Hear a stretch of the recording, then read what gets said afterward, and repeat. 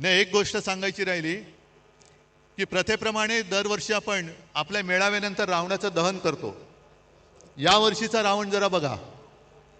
या वर्षीचा रावण या सरकारच्या कारभाराचं प्रतीक आहे, कारण रावणाला 10 डोकी होती। या सरकारचा बिंडोक कारभार बघितल्यानंतर रावणाला आपल्या डोकंच ठेवलेलं नाहीये। असा बिंडोक रावण यावेळेला आपल्याला जाळायचा आहे। बिंडोक रावण आणि अशा रावणाचं दहन करण्यापूर्वी साहेबांचा विभागाच्या वतीने सत्कार होत आहे।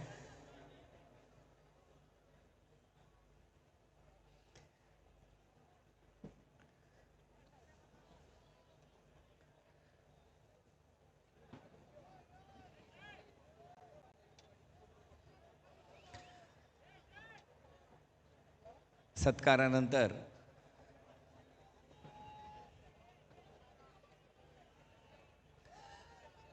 मी सर्वांना विनंती आहे, आपण रावण दहनासाठी सज्ज व्हावं।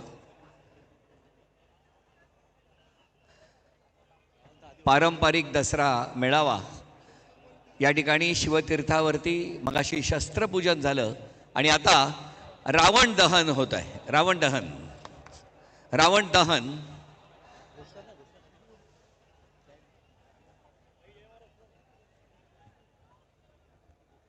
बिन डोक्याचा रावण आणि त्याचं दहन होत आहे।